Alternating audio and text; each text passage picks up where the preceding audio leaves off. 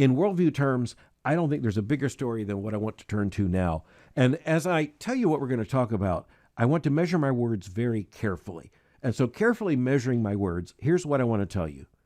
The nation of Canada is turning itself into a death cult. It's doing so through euthanasia, assisted suicide. What the preferred term there is medical assistance in dying. That's a euphemism. But we need to realize a threshold has been passed. And we also need to realize that what we see documented now in Canada is the momentum, the trajectory, the inevitable slide that takes place once you begin to make euthanasia, assisted suicide, once you begin to make this legal and thus, in some sense, morally acceptable. Before you know it, all the rules you put in place about who's this limited to, all those go out the door, and they go out the door fast. The Atlantic, a major magazine in the United States, not conservative, not Christian, a major secular thought magazine in the United States, has made that clear with a big investigative report entitled Canada is Killing Itself. It's by Elena Plott-Calabro. And indeed, even as the subhead says, quote, the country gave its citizens the right to die. Doctors are struggling to keep up with the demand. All right, we've seen this before, but I think a lot of listeners to the briefing might not know some of the history. We have seen this over the course of the last 40 years, mostly in European nations such as Belgium and the Netherlands. We have seen a slide towards physician-assisted suicide, in particular legalized euthanasia. And this euphemism, M.A.I.D, medical assistance in dying, is the way to try to hide the moral importance of the issue we're talking about here. We're talking about a nation killing itself. As I say, Canada is turning itself into a death cult. And the Atlantic hits this squarely by talking about a recent conference on euthanasia. And to the credit of the Atlantic, it calls it a euthanasia conference. I appreciate the candor. Quote, the euthanasia conference was held at the Sheraton. Some 300 Canadian professionals, most of them clinicians, had arrived for the annual event. There were lunch buffets and complimentary tote bags. Attendees could look forward to a Friday night social outing with a DJ at an event space above a place in downtown Vancouver. Quote, the most important thing, one doctor told me, is the networking. Here's what follows. It sounds like any convention, maybe a convention of medical professionals, doctors, and others. Here's how the story continues, quote, which is to say that it might have been any other convention in Canada. Over the past decade, practitioners of euthanasia have become as familiar as orthodontists or plastic surgeons with the mundane rituals of lanyards and drink tickets, and it's been so long outside the ballroom of a 4-star hotel. The difference is that 10 years ago, what many of the attendees do here for work would have been considered homicide. Let that sink in. What these convention attendees now say is work, just a decade ago in Canada would have legally been defined as homicide, and thus one of the most serious of all criminal acts. So what changed? What changed most was action by Canada's Parliament in the year 2016 to legalize euthanasia. It was defined again as M.A.I.D, medical assistance in dying, an effort to try to euphemize the evil of what's taking place here. And as the Atlantic says, it was an open-ended medical experiment. Now, here's what I want you to note. It's never sold that way. As a matter of fact, it's always accompanied by lies saying this isn't going to happen. You look at Belgium, you look at the Netherlands, you look right now at England, but to tell you the truth, Canada is becoming, tragically, the quintessential case. You say this medical assistance in dying is going to be limited to persons who have a certifiable, documented, confirmed medical diagnosis of impending death, and they're in excruciating distress. It's going to be limited to them. And of course, this means adults in an end stage of some kind of terminal disease. You say it's going to be limited there. Trust me, it's going to be limited there. The next thing you know, in Canada right now, all that's basically out the window, right down to the fact that there are people openly suggesting that teenagers and children should be allowed to end their own lives this way. And already in Canada, you don't even need a terminal diagnosis. You don't even need to have the hint of a terminal diagnosis. All you have to say is that you are experiencing sufficient suffering that this is the way out. Now, there's another huge worldview issue here, and I want to give the Atlantic credit again. I want to give this writer, Elena Plott-Calabro, credit. She uses the term euthanasia. She doesn't euphemize it. She calls it, euthanasia means good death, going back to the Greek. It's a lie in itself, but at least it indicates the moral nature of what's going on here. It's intentionally bringing about death. The next thing is, repeatedly in the article, she understands exactly what's at stake. After human dignity, what's at stake? The claim of human autonomy. So even on the first page, she writes this: at the center of the world's fastest growing euthanasia regime is the concept of patient autonomy. Honoring a patient's wishes is, of course, a core value in medicine, but here it has become paramount, allowing Canada's M.A.I.D advocates to push for expansion in terms that brook no argument, refracted through the language of equality, access, and compassion. As Canada contends with these ever-evolving claims on the right to die, the demand for euthanasia has begun to outstrip the capacity of clinicians to provide it. By the way, cited in this article is one clinician who has performed more than 400 assisted suicides as the medical authority. And she, by the way, has been brought up on at least some medical investigations. But you know what? Just as you see in Europe, there's virtually no way of convicting anyone for anything like, say, homicide when you go down the path of legalizing physician or medical clinician-assisted aid in dying. It's becoming clear that everything we would and have been warning about physician-assisted suicide comes into play here. For one thing, you have this unbelievable protean projection of personal autonomy, of human autonomy. Now, let's just note, human autonomy is not a nothing.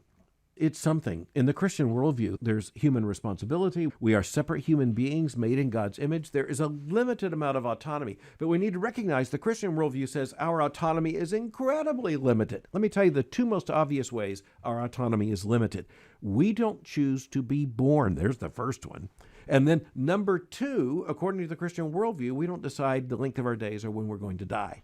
The second thing is, when it comes to limitations on autonomy, we lack fundamental control over the most basic issues of our lives. Not only do we not decide to be, we don't decide when to be born, to whom to be born, in what circumstance. We can play around with what it would have been like to have been born in the 16th century in China, but you know what? It's a mind game because we don't have the autonomy to determine that we are, when we are, where we are. All of this is a matter of given. And furthermore, even when we claim we're exercising autonomy, I'm going to buy that car rather than that car, the reality is even that's in a more limited frame than we want to admit. Even as economists would say, all your autonomy in projecting which car you're going to buy is completely dependent upon which ones are available for sale. So again, we exercise some autonomy. I can decide what I'm going to order on a dinner menu in a restaurant, but you know what? I can't order what they don't have. And furthermore, anyone in a restaurant knows your autonomy is not all that clear in some of those situations anyway. There it is, buddy. Eat it. But the Christian worldview also reminds us that we don't have autonomy over right and wrong. We don't have autonomy over the most important moral issues because we didn't create ourselves. We're made by a creator. The creator has addressed us with law. And again, from the Christian worldview, these laws are universally applicable by natural law. And this is where we understand that the first responsibility of civilization is to respect. Civilizations, governments, don't grant the sanctity of life. They are to respect it. It's a pre-existent, pre-political reality. Again, basic Christian worldview principles. We need to be reminded of this. What's going on in Canada? It did begin in 2016 with Parliament legalizing euthanasia. But what's happened is all the barriers that were put in place then have been falling one by one. The likelihood of an imminent death, gone. The necessity of basically even a medical diagnosis, gone. The barrier that this would be limited to persons of sound mind, gone. One woman had to be held down in order for this to be administered. And again, no criminal consequences on the other side. An entire moral world is turned upside down here. Let me read to you one section from this report in The Atlantic. It's about a neurologist from Nova Scotia who told the reporter that people ask how much trauma is involved in his work as a assisted suicide provider. Isn't it so emotionally draining? And then the article says, quote, in fact, for him, it's just the opposite. He finds euthanasia to be energizing, the most meaningful work of his career. Quote, it's a happy sad, right? He explained. It's really sad that you were in so much pain. It's sad that your family is racked with grief, but we're so happy you got what you wanted, end quote. Let me tell you one of the chilling things in this article. The reporter accompanied at least some clinicians as this happened. And you know what? They go in, they do it, they leave, and they stop at a coffee shop or whatever. They go home, they go out and have dinner. In other words, this begins to become routinized death. It also inevitably becomes celebrated death. It's the culture of death bearing its teeth right across our northern border. And as this article, it's a massive article. I can't tell you how important I think it is. As this massive article makes clear, we're now not just talking about adults of sound mind. How are you going to define that? We're also talking about this being extended to those who are in distress and even to children and teenagers. And by the way, the logic of this means you have to. Because let's just follow the logic in worldview terms. The logic is personal autonomy is everything, okay? Guess what? How do you say that a 19-year-old has, in moral terms, a lot more, say, personal autonomy than a 14-year-old? It's really not a plausible argument over time. If you make human autonomy your idolatrous singular good, guess what? Everybody's autonomous. That's recognized in this article fairly early on. Listen to this, quote, has Canada itself gotten what it wanted? 9 years after the legalization of assisted death, Canada's leaders seem to regard M.A.I.D. from a strange, almost anthropological remove, as if the future of euthanasia is no more within their control than the laws of physics, as if continued expansion is not a reality the government is choosing so much as conceding. This is the story, the writer tells us, of an ideology in motion, of what happens when a nation enshrines a right before reckoning with the totality of its logic. And then listen to this, the final line in this paragraph. If autonomy in death is sacrosanct, is there anyone who shouldn't be helped to die? End quote. You see how that logic works? It's one of the deadliest logics I can imagine. It is the logic of the culture of death. It is taking place to an extent I don't think many of us can actually even intellectually grasp right across America's northern border. The numbers are absolutely horrifying. The stories are even worse. Deal with some of the smaller numbers. Here's one clinician has, quote, thus far provided for more than 600 patients. Another one I mentioned, over 400. And the numbers just keep going up. When you think about the total numbers in Canada, it's now reaching from the hundreds to the thousands, and it is putting assisted death in the top ranks of the causes of death in the entire country. It's about 1 out of 20 deaths at present. Think about that. 1 out of 20. Think about the number of deaths in a nation. Do the math. Okay, what about human autonomy here? This false, totally unbiblical claim of personal autonomy. In this report, it becomes very clear that human autonomy is really being warped into something that, of course, the Parliament in 2016 didn't explicitly affirm. Of course, I'm not going to let them off the hook. If they didn't affirm it explicitly, they open the door, and the door can't be closed at this point. For instance, the law passed in 2016 said that this kind of assistance could be given when there is a grievous and irremediable medical condition, a serious and incurable illness, disease, or disability. However, the law didn't define incurable. The law doesn't define any of those terms. So in other words, they just left the barn door wide open. They had to know. They were told they were, given the experience in other nations, mostly European nations. But then get this, talking about personal autonomy, quote, a medical condition is incurable if it could not be cured by means acceptable to the patient, end quote. So there's personal autonomy. You get to decide on your own as an individual human being. If your malady is incurable, you don't even have to define it. It's just enough that you say it. It's also very interesting. In this article, there's almost no one who's totally against physician-assisted suicide. Instead, you got people who are mildly for it and those who are aggressively for it. And I think journalistically in the article, the shock issue, and let's face it, in this kind of report, there is just absolutely shocking material. How many people, again, are in the hundreds of patients they have served by physician-assisted suicide. But there's also the other position, which is described in this article as a middle position, muddy middle is the way one person described it. In other words, they're for it. They're not as aggressively for it as the persons who have had clients or patients now by the hundreds, but they're not exactly against it either. And here's another Christian worldview principle, and that is that on a matter of absolute moral determination, being mildly for it turns out to be as deadly as being aggressively for it. So let's get that again. Once you buy into the logic of the culture of death, and you decide that personal autonomy means you can claim a right to die and even to have a physician-assisted death, once you cross that barrier, there really isn't a middle position. Even the strictures you put in place don't last. That's the big lesson. It's honestly laid out in this article. You say only this, not that. The next thing you know, it's that. And by the way, if personal autonomy is your only guide, then guess what? That means whatever any individual says it means. But even more horrifyingly here, like I say, they had to hold one woman down. What if, as the process begins, you decide you don't want it? At that point, it appears your personal autonomy is gone. And by the way, you're gone with it. We also need to deal with the economic realities and the relational realities. Economic realities. The nation's going to save a lot of money through physician-assisted suicide.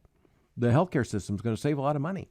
And the second thing is, as you have incentives, this falls on families, okay? So patients are going to be under all kinds of pressure to decide they're going to use physician-assisted suicide rather than burden their families with increased medical costs. Not only that, Canada's medical care, healthcare system, which is a federalized system, is notoriously slow, really slow. Let's just imagine government running medicine. You should be able to figure that out. And so there are people who are simply saying, I can't even get a wheelchair. This article says, quote, we know that in some places in our country, it's easier to access medical assistance in dying than it is to get a wheelchair, end quote. That was said by a disability expert. Again, just think of how evil all of this is. The other thing we want to point out morally is that what you have, at least in the beginning, is claimed here is a right to die, an opportunity to die under very limited circumstances, but that gets turned into a right to die, and you decide the circumstances, and the criteria just go out. But it's also really clear that what is called passive euthanasia, you might say voluntary, can quickly turn into something involuntary. Again, the cost mechanism is just one way of making it, in some cases, involuntary. But honestly, once you start to look at the economic issues, it's now an incentive for the Canadian government for as many of its citizens to kill themselves as possible. The article tells us that Canada's parliament's considering some legal questions related to, say, psychiatric issues. Who's stable-minded in making this kind of determination? But again, the barn door is open and the horse is already bolted. You're way past that. This is just a kind of a parliamentary sort of cleanup, maybe for a face-saving gesture. But the issue of children and teenagers is even more fundamental. And I quote here, Parliament's Special Joint Committee on Medical Assistance in Dying has formally recommended expanding medical assistance in dying access to mature minors. Okay, there you go. Again, who's fooling whom here? I really can't imagine a more urgent issue than this. I go back to the fact that Canada really is turning itself into a death cult. And the question is, how long will that death cult stay north of the border? And I think most of us know that logic is spreading right here as well.